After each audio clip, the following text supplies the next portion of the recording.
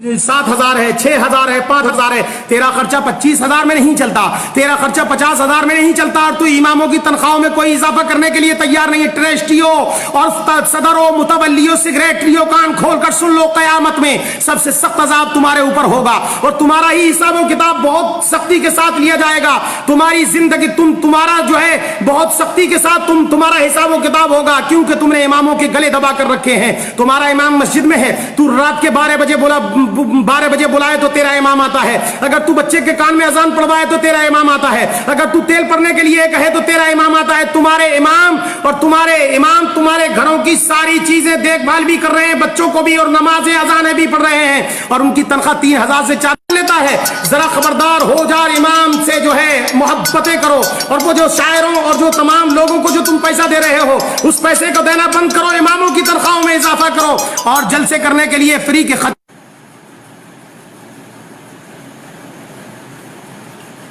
खतीबों को पैसा देने से बेहतर यह है कि अपने इमामों की तनख्वाहों में इजाफा कर दो, ताकि क़यामत में तुमसे हिसाब किताब।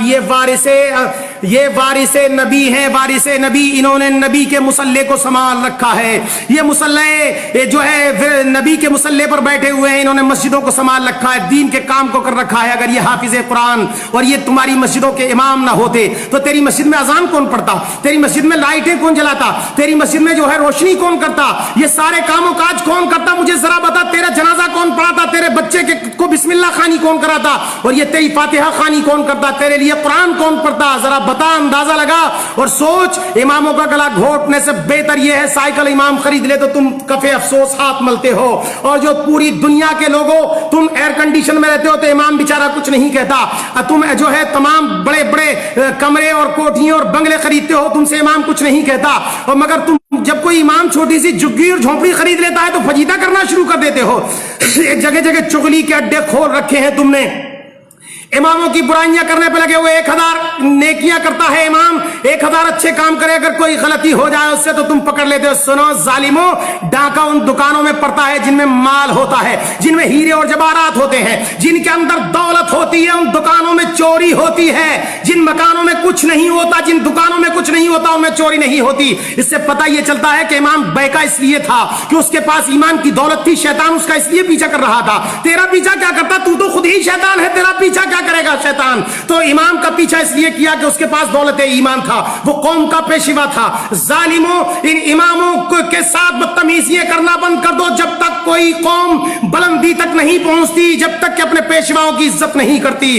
तुमने दुनिया की, तेरी 25,000 तनख्वाह हो तो तेरी पूर नहीं पड़ती, 50,000 है मौलाना फिर भी कमी रह जाती है। तेरे बेहतरीन कपड़े और तमाम के तमाम इंतजाम इंतजाम देख कर इमाम ने कभी आह नहीं करी। मगर सुन, इमाम इतर लगा ले तो तुझे परेशानी होती है, इमाम अच्छा कपड़ा पहन ले तो तुझे परेशानी होती है, इमाम शेरवानी सिलवा ले तो तुझे परेशान होती है, इमाम साइकिल पर चला जाए तो तुझे परेशान होती है, तू फ्लाइटों में घूमे, इमाम साइकिल पर घूमता है। जालिमों, तो तुम्हें तकलीफ हो जाती है। अपने इमामों के पीछे ना पड़ो। कयामत में जब मुस्तफा प्यारे पूछेंगे कि मैंने अपनी मिल्कियत और मीरास का इनको पेशवा बना करके तुम्हारे बीच में भेजा था, जिन्होंने तुम्हारे बच्चों को कुरान पढ़ाया, जिन्होंने तुम्हारे लिए कुरान खानी पढ़ी, जिन्होंने तुम्हारे लिए जो तिलावत कलामुल्लाह किया, जिन्होंने तुम्हारे बुजुर्गों के लिए ईसाले सवाब किया, जिसने तेरा 40वां 10वां पढ़ा, जिसने तेरी फातिहा खानी करी, उन इमामों के तुम हाथ धोकर पीछे पड़ गए थे। सुन लो ट्रस्टियों, जालिमों, सुन लो तमाम कमेटियों के लोगों, सुन लो, तुम्हारी जिंदगी में इनकलाब पैदा नहीं हो सकता।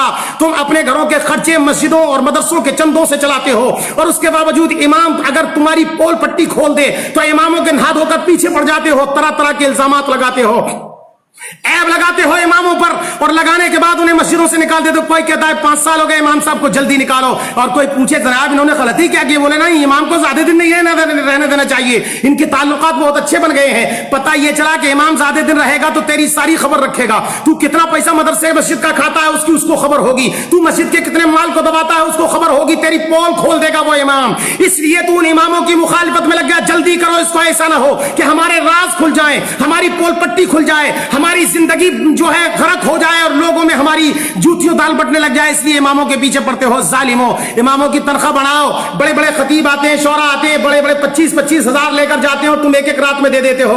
इमाम की 3500 रुपए तनख्वाह, इमाम की 3,000 रुपए तनख्वाह। कभी तूने सोचा और इमाम से पूछा कि तुम्हारा 2500 में खर्चा कैसे चलता है, तुम्हारा जो है 3,000 में खर्चा कैसे चलता है, तुम इतने बड़े काम को कैसे करते हो? तूने कभी नहीं पूछा इमाम से आकर, एक मर्तबा भी नहीं पूछता कि तेरे बच्चों को कपड़े کپڑے بنے کہ نہیں بنے ہیں, تیرے بچے کی بیماری کے لیے کوئی علاج کا انتظام و انسرام ہے کہ نہیں ہے.